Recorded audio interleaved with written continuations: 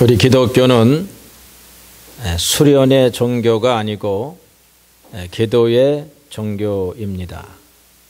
벽에 마주 앉아서 자신의 마음을 바라보는 것이 아니라 하나님 앞에서 자기 자신을 가감없이 정직하게 드러내는 것이 우리 기독교라고 하는 것입니다.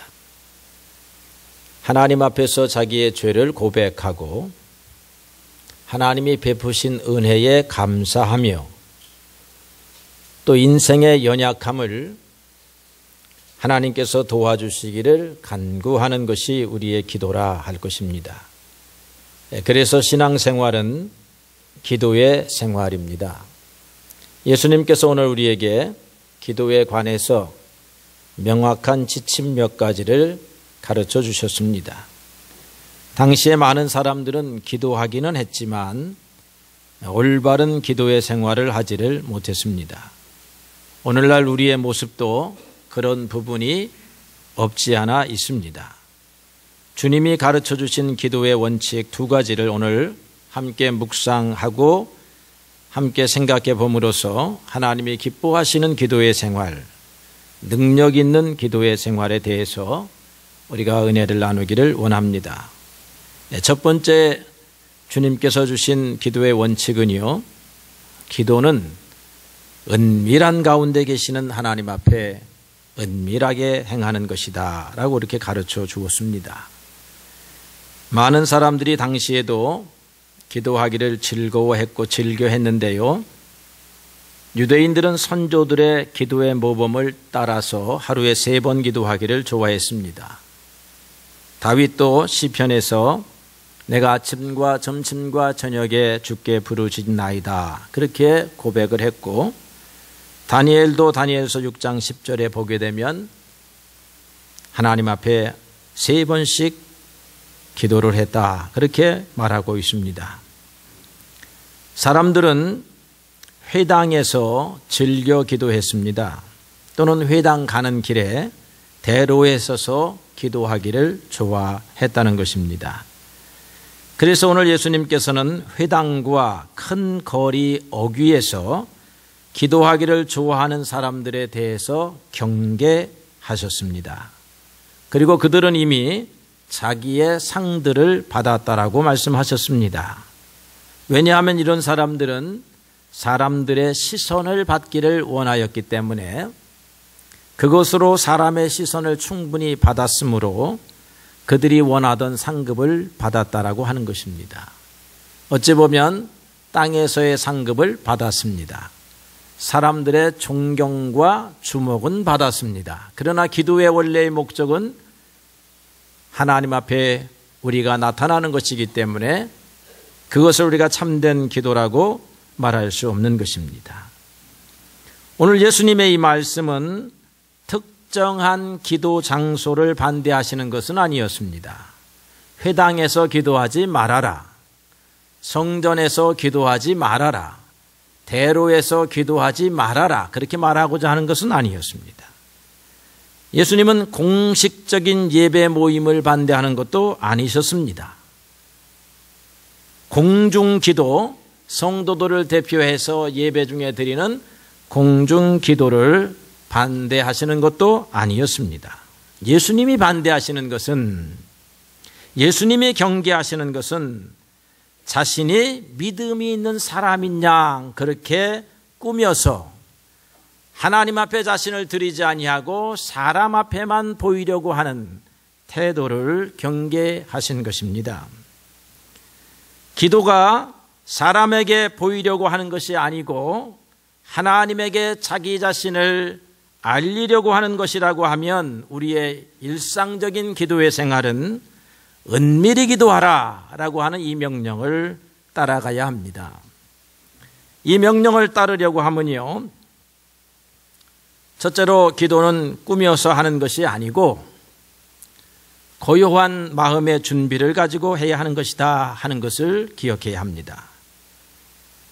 사람들이 많이 모이는 기도의 공적인 장소를 찾는 것도 중요하지만 그것보다 더 중요한 것은 하나님을 향한 간절한 마음이라고 하는 것입니다. 옛날에 임금님들이 비가 안 오면 기후제를 지냈습니다. 그러면 그 기후제를 담당하는 기관에서 화려한 제단을 만듭니다.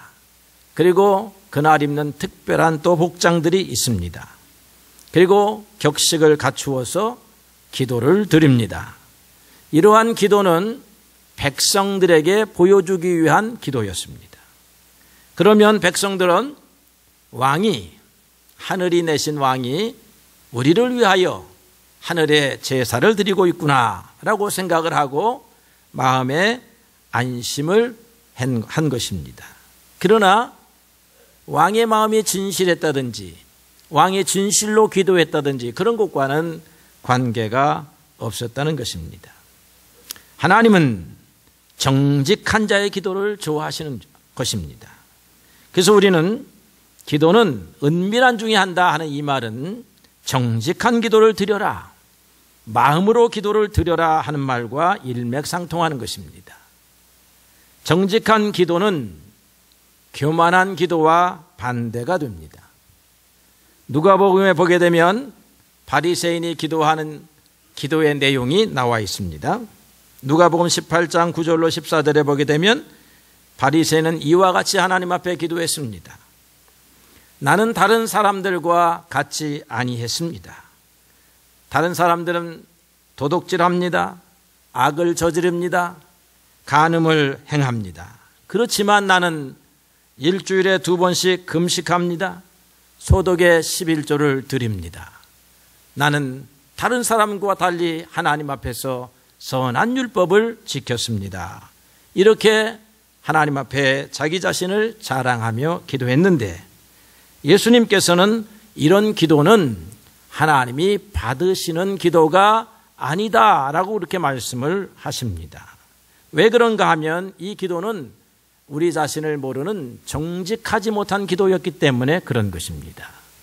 정직한 기도는 우리가 사도 바울에게서 보게 되는데 사도 바울은 내가 선을 행하는 마음은 있지만 선을 행할 능력이 없다라고 그렇게 고백합니다. 외형적으로 보게 되면 사도 바울만한 선한 사람은 없을 것입니다.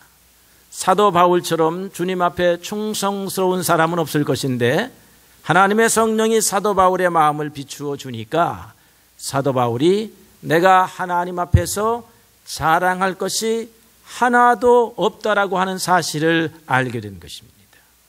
여러분, 우리는 오늘 하나님 앞에 와서 하나님 내가 잘하였으므로 하나님이 나에게 상급을 주시옵소서라는 태도는 정직하지 못한 태도요, 하나님께서 받으시는 태도가 아니라고 하는 것입니다. 정직한 우리의 삶의 태도는 하나님, 내가 하나님의 마음에 들지 못하게 살았으나 이렇게 나와야 하는 것입니다. 그러나 예수 그리스도의 은혜를 보시고 나를 긍휼히 여기소서 이렇게 하는 것이 우리의 마음의 정직함을 드러내는 기도라고 하는 것입니다. 그래서 정직함이란 우리의 윤리적인 태도를 넘어서서 참된 믿음을 가지고 하나님의 눈으로 자기 자신을 들여다볼 때에 진실로 정직할 수가 있는 것입니다. 그리고 있는 그대로의 자신의 삶을 드러내는 것이 정직함의 기도입니다. 엘리야는 광야의 로뎀나무 아래에서 홀로 기도했습니다. 다윗은 쫓겨다니는 경황 없는 시간에 장소에 상관없이 하나님 앞에 눈물로 기도합니다. 다니엘도 자기의 집에 기도실을 만들어 놓고 현재의 삶의 상황을 하나님 앞에 가감없이 드러냈습니다. 그들의 기도는 어떤 기도였는지 기록되어 있지 않지만 내가 죽게 되었습니다.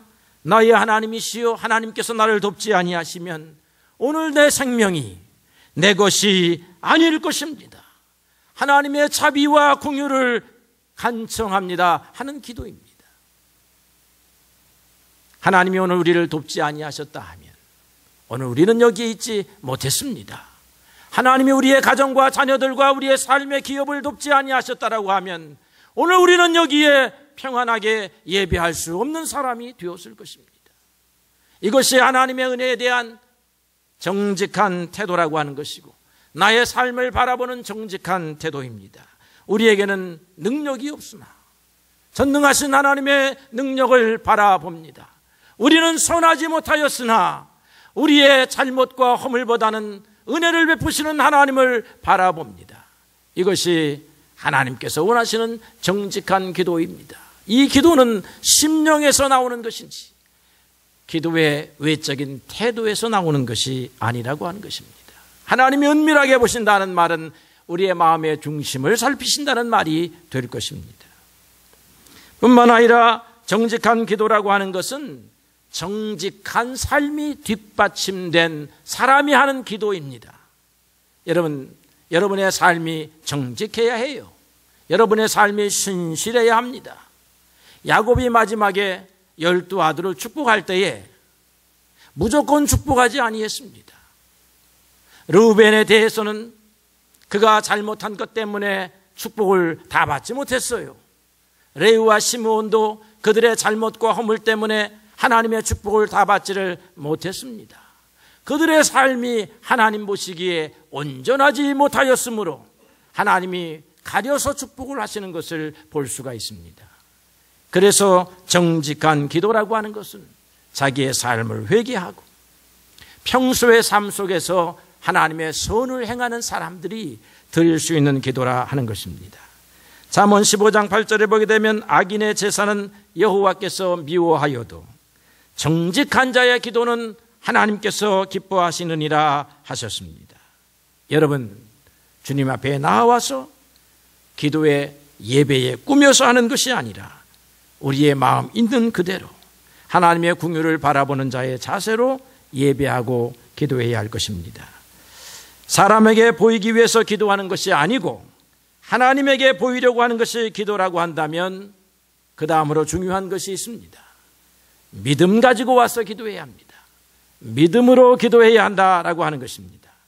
사람에게 보이기 위해서 우리는 과장된 몸짓으로 꾸며진 언어를 사용하기도 하지만 하나님 앞에 진실로 보이기를 원한다면 진실한 믿음을 갖고 하나님 앞에 나와야 하는 것입니다.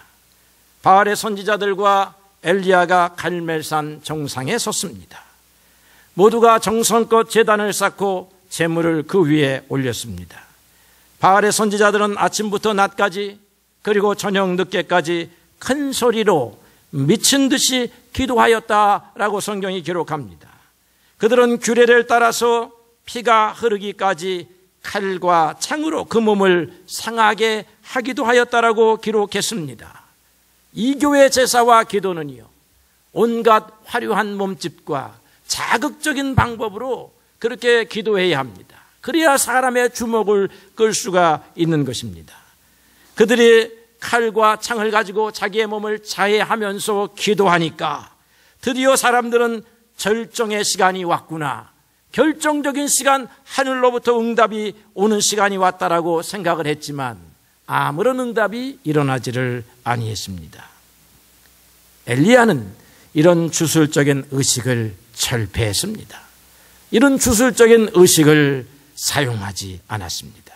사람에게 보이려고 하는 것이 기도가 아니기 때문에 그런 것입니다. 그는 바로 즉석에서 하나님 앞에 기도합니다. 아브라함과 이삭과 야곱의 하나님, 응답하소서. 이 백성으로 주님께서 여호와 하나님인 것을 알게 하소서. 그의 기도는 짧았지만 하나님의 살아계심과 전능하신 하나님을 믿는 믿음으로 드린 기도였다라고 하는 것입니다. 마태복음 10장 27절 이하에 보게 되면 두 명의 소경이 나옵니다. 어느 날 예수님이 지나간다고 하는 소리를 들었습니다. 그들은 예수님이 지나간다고 하는 소리를 듣고 주님이 계심직한 곳을 향하여 다윗의 자손이여 우리를 불쌍히 여기소서라고 소리 질렀습니다. 예수님께서 그들을 불러내셨습니다. 그리고는 그들에게 묻습니다. 내가 능히 이 일을 할 줄로 너희는 믿느냐? 그때 그들은 그러하외이다 그렇게 응답했습니다. 그때 예수님께서 그들의 눈을 만지시며 너희 믿음대로 되라. 그렇게 축복하셨습니다. 주님 앞에 나아가는 사람들은 말로 나아가는 사람이 아니요 태도로 나아가는 사람이 아니라 전능하신 하나님 우리 주 예수 그리스도의 은혜를 사모하는 마음, 그 믿음으로 나아가야 되는 줄로 믿습니다. 그래서 여러분, 은밀한 가운데 기도하라 하는 이 말은 여러분의 마음으로 하나님 앞에 기도하고 형식과 태도에 크게 개의치 말라라고 하는 말이 될 것입니다. 두 번째로는 기도는 중언부언하는 것이 아니라고 주님께서 말씀하셨습니다. 로마의 철학자 세네카는 로마 시민들에게 기도하는 법에 대하여 가르쳤습니다. 우리가 제우스 신에게, 아폴로 신에게 기도할 때는 어떻게 해야 되느냐? 가장 좋은 효과적인 기도의 방법은 신들을 지치게 하라. 아주 그냥 끈질기게 붙잡아라. 그게 이제 어떻게 해석이 되었느냐면 많은 사람들이 이 일 때문에 중언부언하면서 기도를 했다는 것입니다. 오늘 예수님은 말을 많이 하여야 들으실 줄로 생각하는 것이 많은 사람들의 생각이라고 그렇게 가르쳐 주었습니다. 그래서 우리가 같은 말을 반복하는 경우가 많습니다. 뿐만 아니라 잘 꾸며진 말로 기도하는 것을 선호하는 태도도 중언부언에 가까울 수가 있습니다. 기도라고 하는 것은 권력자 앞에서 잘 꾸며진 언어로 그를 설득하려고 호소하는 것이 아니라 우리를 사랑하시는 하나님 아버지 앞에서 있는 그대로 우리의 마음을 편안하고 솔직하게 아뢰는 것이 기도라고 하는 것입니다. 그래서 여기서 우리는 주님이 가르치신 분명한 원칙 하나를 배우게 되는데요. 그것은 너희의 아버지 하나님은 이미 너희가 구하는 것을 알고 계신다라고 하는 것입니다. 여러분들의 간절한 마음의 소원을 주님께서 이미 알고 계신다고 하는 것입니다. 말하기 이전에 알고 계신다라고 하는 것입니다. 그래서 하나님 앞에 나와서 잘 짜여진 연설문을 가지고 프리젠테이션을 하면서 하나님을 설득하려고 하는 것이 기도가 아니라는 것입니다. 기도는 말을 통하여 하는 것이지만 이 말이 중요한 것이 아니라고 하는 것입니다. 이러한 사실을 잘 알고 있는 사람들은 그냥 하나님 앞에 엎드린다 이 말이에요. 전능하신 하나님께서 내 인생에 관여하실 줄로 믿고 엎드리는 것입니다. 하나님께서 하나님이 원하시는 길로 내 인생을 인도해 주실 것을 믿고 맡기는 것입니다. 그래서 기도하는 사람들은 말로 하나님을 설득하려고 하기 이전에 하나님 앞에 회개합니다. 하나님을 설득하는 방법이요, 회개라고 하는 것입니다. 아버지가 유산을 남겨주려고 준비를 했어요. 여러 아들이 있습니다. 큰아들은 큰아들 데려와서 설득합니다. 아버지, 내가 장자가 아닙니까? 내가 아버지의 유업을 물려받아야 하지 않겠습니까? 둘째는 둘째대로 아버지, 내가 공부를 제일 잘하지 않았습니까? 외국에 유학 갔다 오지 않았습니까? 그 분야에 전공한 사람이 내가 아닙니까? 이 설득하는 거잖아요. 그러나 진실한 아버지는 어떤 아들에게 자기의 모든 것을 내어주려고 하시겠습니까? 탕자의 비유를 한번 봅시다. 탕자에 보게 되면 탕자가 밖에 나갔다가 돌아오면서 아버지 앞에 무릎을 꿇었습니다. 하나님과 아버지 앞에 죄를 지었습니다. 나를 아들로 여기지 마시고 품꾼의 하나, 일꾼의 하나처럼 여기시옵소서. 이런 자세로 무릎을 꿇었습니다. 나는 아들 자격이 없습니다 라고 하는 이 아들을 아버지가 품는 것입니다. 물론 우리가 아버지 앞에 잘해야 되겠지만 아버지, 나는 자격이 있습니다, 이런 사람을 아버지가 좋아하는 게 아니지요. 우리가 다 아버지 노릇해보고 상사 노릇을 해보니까 이해가 됩니다. 나는 자격이 없습니다. 사랑받을 만한 자격 한 일이 없습니다. 제가 언제 그랬습니까? 자기의 자격을 내려놓는 사람, 이런 사람이 겸손한 사람이요 회개하는 사람입니다.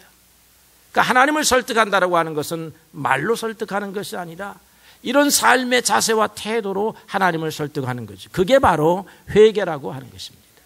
여러분, 하나님 앞에 엎드릴 때에 하나님 앞에 무엇을 구하기 전에 내가 하나님의 아들 된 자격으로 살았는지를 돌아보는 것이 어찌 보면 참된 기도로 들어가는 지름길이 될 줄로 그렇게 믿습니다. 또 기도가 설득력을 갖기 위해서는 성령 안에서 기도해야 합니다. 내 뜻대로 기도하는 것이 아니라 하나님의 뜻대로 기도해야 한다라고 하는 것입니다. 에베소서 6장 18절에 보니까 모든 기도와 간구를 하되 항상 성령 안에서 기도하고, 성령 안에서 기도한다라고 하는 말은 결국은 하나님의 뜻에 순복한다라고 하는 말입니다. 마가복음 8장 1절 이하에 보게 되면 한 나병 환자가 주님 앞에 나와왔습니다. 주님 앞에 엎드려 이렇게 간청합니다. 주님, 당신이 원하시면 저를 깨끗하게 하실 수 있나이다. 당신께서 원하신다면.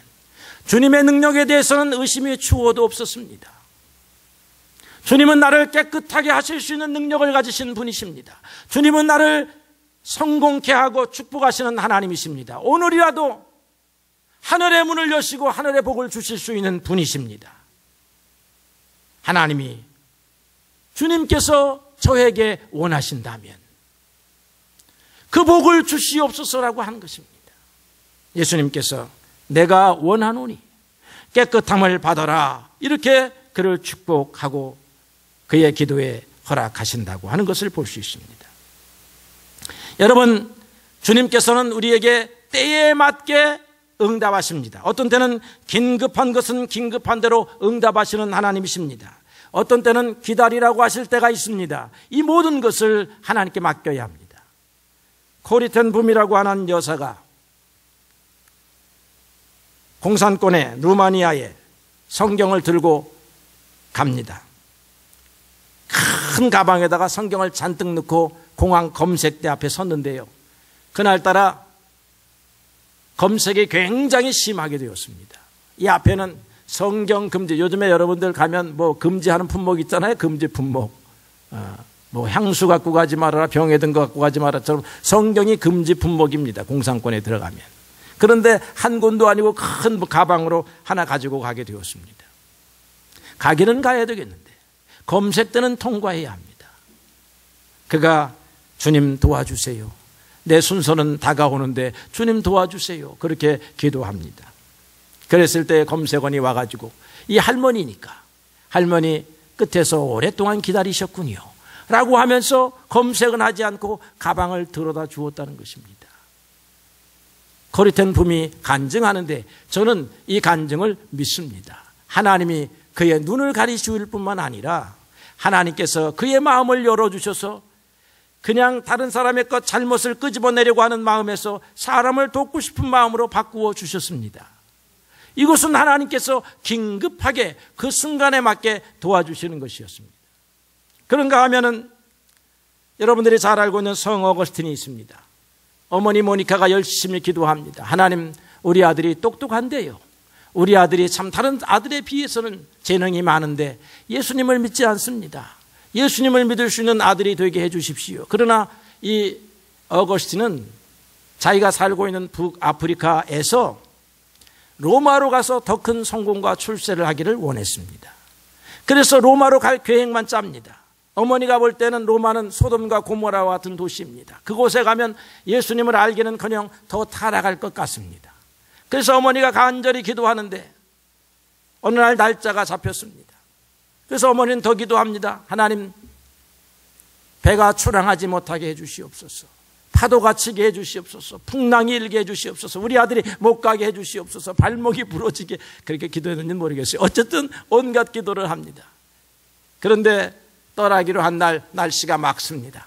아들의 다리는 멀쩡합니다. 어머니 다녀오겠습니다. 얘야 가지 말거라. 어머니의 말을 귓등으로 듣고 자기의 길을 걸어갑니다. 어머니가 뒤따라갑니다. 배가 혹시 기관 고장이나 났을까 생각하고 기다려보고 있지만 배를 표를 끊어서 배를 타는데 배가 제 시간에 붕 하고 떠나갑니다. 주여 언제까지니까? 그렇게 기도하는데 하나님께서 어거스틴을 로마의 암브로시우스라고 하는 감독이 설교할 때 마음에 감동을 받아서 자기의 마니교 철학을 내어버리고 하나님을 믿는 아들이 되었다라고 하는 것입니다. 이게 하나님의 타이밍인데요, 하나님의 때라고 하는 것입니다. 하나님은 가장 좋은 때에 우리의 기도를 응답하시는 하나님이십니다. 우리가 할 일은 무엇입니까? 그것이 기다리는 것입니다. 그래서 때를 하나님께 맡기는 것이 성령 안에서 하는 기도입니다. 오늘입니다. 이거는 우리의 교만이에요. 하나님께 맡깁니다. 이런 기도가 여러분 필요하다라고 하는 것이에요.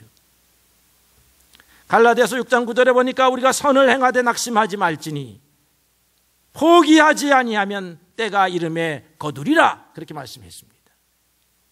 하나님의 안에서 기다리는 사람, 어떤 때는 하나님께서 허락을 안 하실 때가 있습니다. 사도 바울이 몸에 육체에 가시가 생겨가지고 안질인지 간질인지 모르지만 심각하게 복음을 전한 일에 방해를 받았습니다. 하나님, 내 병을 고쳐주십시오.